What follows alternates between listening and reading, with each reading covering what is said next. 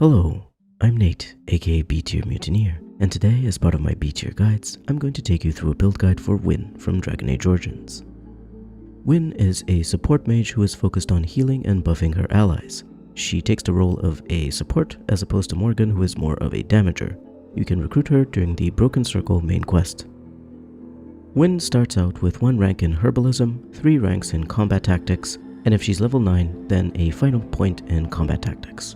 Considering how much Wynne likes books about alchemy as gifts, I find it curious that she only has 1 rank in Herbalism. She also competes with Morrigan, who starts out with 2 points, which makes Wynne's Herbalism kind of useless unless you don't want to use Morrigan at all. The ranks in Combat Tactics are pretty good. Considering she's a support mage, Wynne benefits from having more tactic slots so that you can set up her behavior for all her different heals, buffs, and other spells. However, I wouldn't go as far as to max out Combat Tactics without getting any point in combat training, particularly at least the first 2 ranks, in order to get Wynne some extra mana regen, and for her to be able to take more damage before being interrupted from spellcasting. I'm going to take you through all of the possible starting spells for Wynne, and then go into detail only about the useful ones. From the Arcane tree, Arcane Bolt. From the Spirit Healer tree, Group Heal, Revival if she's level 8, and Life Ward if she's level 13. From the Primal tree, Rock Armor, Stone Fist if she's level 6, and Earthquake if she's level 9. From the Creation tree, Heal, Rejuvenate, Regeneration if she's level 7, Mass Rejuvenation if she's level 10. Heroic Offense, Heroic Aura, Heroic Defense if she's level 12. And finally, Glyph of Paralysis if she's level 11. Arcane Bolt is a good and cheap damaging spell that does spirit damage to a target, and it scales with spell power. Group Heal heals your entire party, including the caster, as opposed to the regular heal spell that only heals 1 target. Revival allows you to revive an unconscious ally. If multiple allies died in very close proximity to each other though, you can actually revive all of them because the spell has a small area of effect. Life Ward causes an ally to automatically restore health when their HP drops below 33%, and it lasts for 60 seconds. I recommend casting this at the start of a fight, generally on your tank as they will be targeted the most. Stone Fist is one of my favorites because it looks very satisfying to hurl a big rock at enemies. The spell does physical damage, and it can also be used on frozen or petrified enemies to possibly shatter them. Heal is the bread and butter spell of this build, a great single target heal that you should use on the caster or an ally when they're below 50% HP.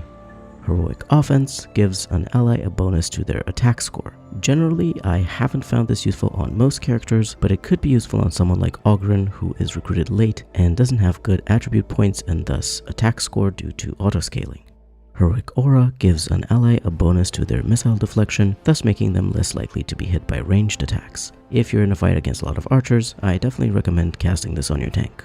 Heroic Defense grants bonuses to defense, elemental resistances, as well as physical resistance for 1 ally, though it also gives them a small penalty to their fatigue, making their talents or spells cost more to activate. This is another great spell for your tank, as it will make them tankier and harder to hit. Finally, Glyph of Paralysis puts a glyph on the ground, although you can also target a specific creature to cast it on, and the first enemy that crosses the perimeter of the glyph is paralyzed unless it passes a physical resistance check against a caster's spell power. You can also do the Paralysis Explosion spell combo by casting Glyph of Paralysis and Glyph of Repulsion on top of each other. Most bosses tend to shrug off Glyphs of Paralysis, Repulsion, or Paralysis or Mass Paralysis spells due to having quite good resistances. However, very few have enough spell resistance or use anti-magic spells, so they will likely be trapped by the Paralysis Explosion effect. Do be aware that friendly fire is possible, so try not to have your allies in the vicinity of the glyphs.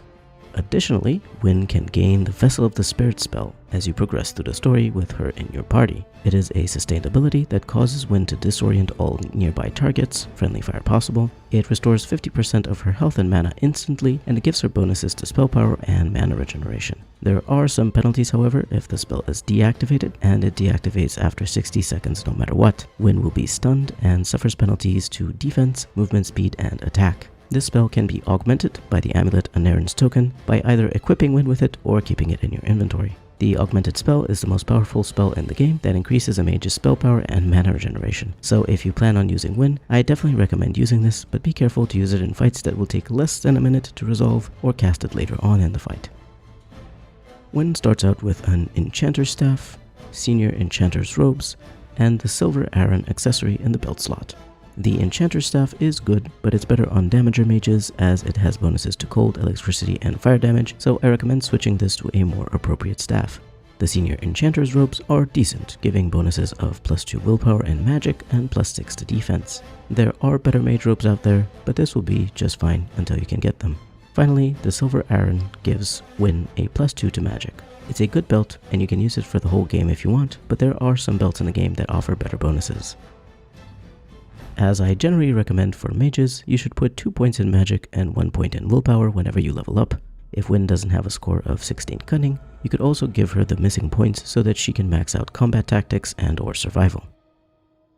As always, in terms of skills, I recommend getting combat training, though for mages, only the first 2 ranks are particularly useful, as rank 2 offers a bonus to mana regen. The 3rd and 4th ranks help increase the amount of damage the mage can take without being interrupted from spellcasting, but Wynne shouldn't be targeted much by enemies since she's mostly a support. You can definitely max out combat tactics if you want, as there are quite a few different situations when you will want Wynne to cast certain spells, so it's better to have more tactic slots available. There's no need to upgrade Herbalism unless you plan on kicking Morrigan out of the party, since Morrigan already has 2 ranks in Herbalism, and I mainly recommend crafting the cheapest health and lyrium potions anyway. After you're done improving the important skills, I always recommend putting a few points into survival for the extra nature resistance. Even though Wynne won't get targeted that much, it's still not a bad bonus to have. Wynne already has a good amount of heal and buff spells when you recruit her, depending on her level. Here are some more support spells I recommend, with a few CC and damaging ones as well.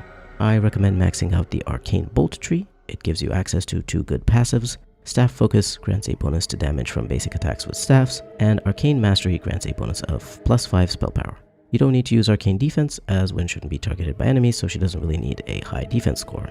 From the Spirit Healer tree, I recommend getting Cleansing Aura as well. Use this after a fight in which one of your party members fell unconscious, as it will cure all injuries. Gather everyone next to Wynne and activate the spell for a few seconds to get rid of all injuries. This way you won't need to use injury kits ever again, and you can sell them for extra money. Out of the primal spells, you can also take Petrify. It's used to petrify a high priority enemy like an elite, boss, or mage, and you can also use abilities like Stone Fist, an attack or ability that's a critical hit, or a rogue's backstab to have a chance to shatter the petrified target.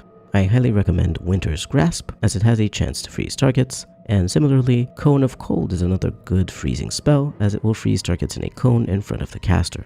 Frost Weapons is a good weapon enchantment, though not as generally useful as flame weapons in my opinion. However, if Wynne has a big enough mana pool and you have at least 2 melee characters in your party, I do recommend you have this active so that your melee characters do some extra cold damage. From the creation tree, I recommend getting as soon as possible the Haste Sustain. It increases the movement and attack speed of all of your allies, and this helps out a ton. You will have to have a good amount of mana regen for Wynne to be able to keep the spell sustained, but that shouldn't be a huge problem. I don't usually use the Paralysis Explosion combo, but if you want to use it, then you can unlock Glyph of Repulsion in the Glyphs tree.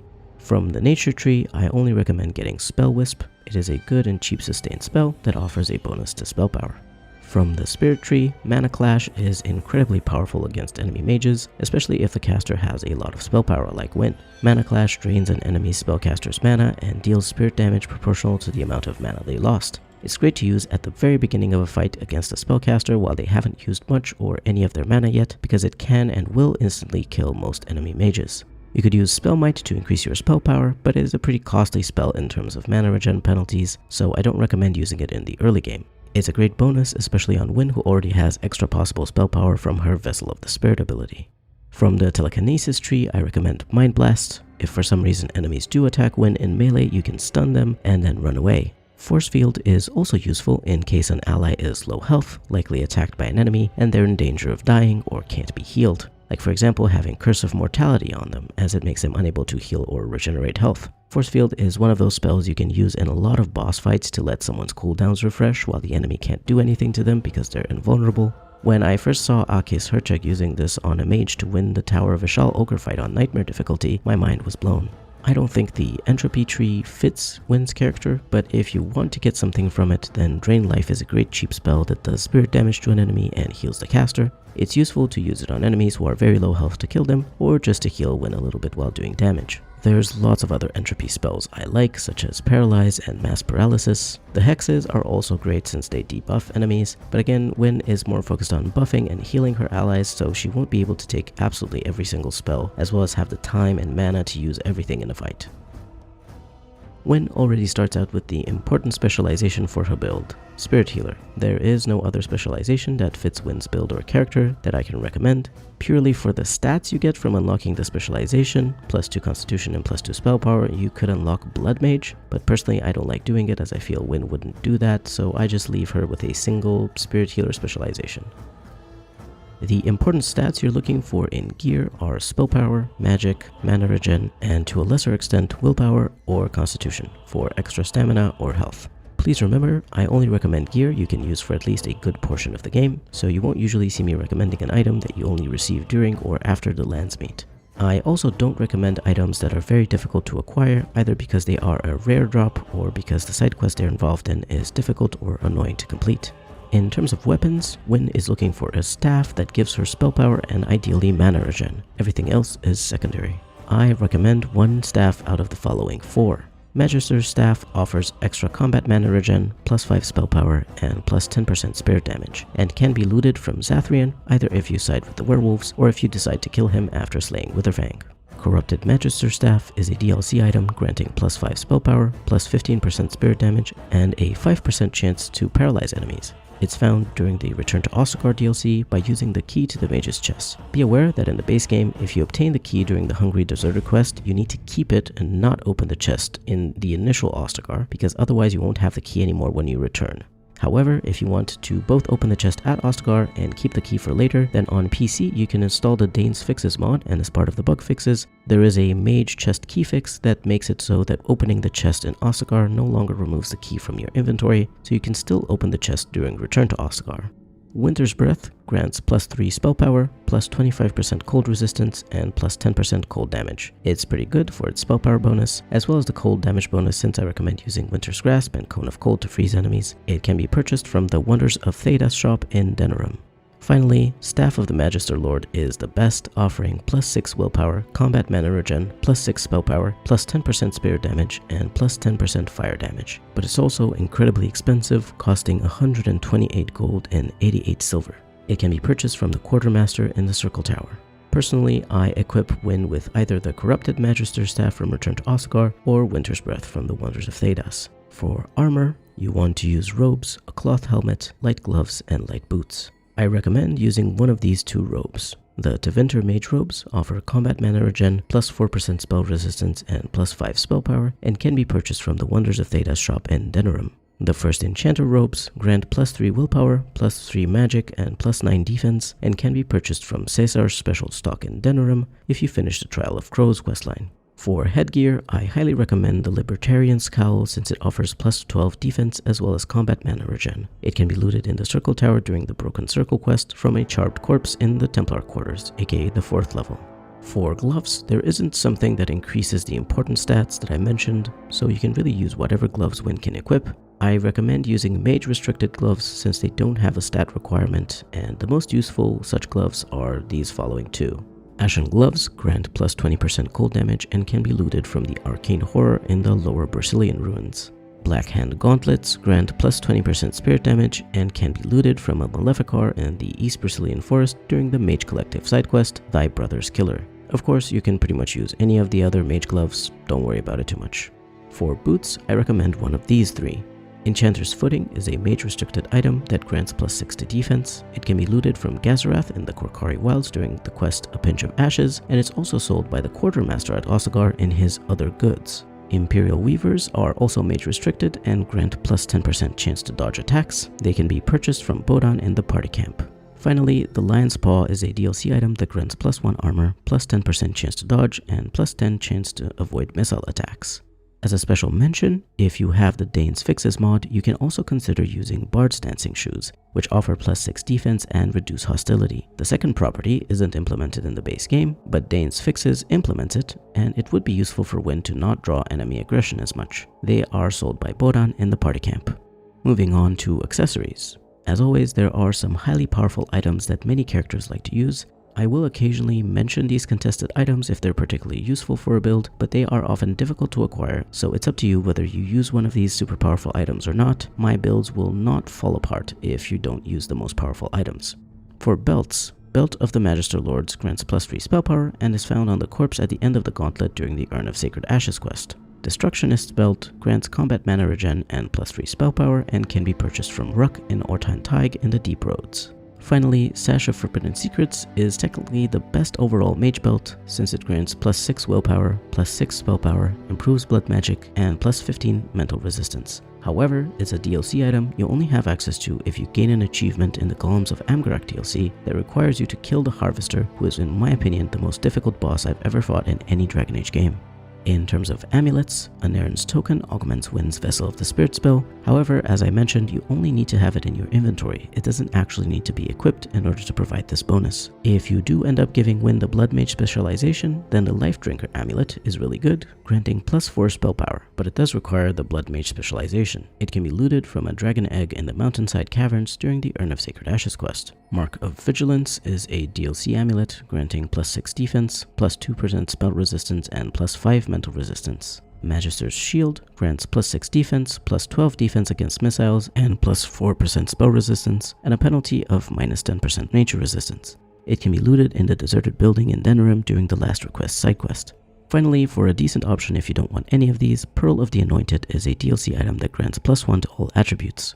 Unfortunately, in terms of rings, there aren't very good ones for a support mage, so you'll have to be content with getting some bonuses to attributes. The Lucky Stone is a DLC item granting +1 to all attributes. Of course, if we're talking about +2 to all attributes, then Key to the City is even better, granting +2 to all attributes. However, it's one of those contested items that pretty much every character is happy to use. It's a quest reward for the secret Key to the City quest in Orzammar.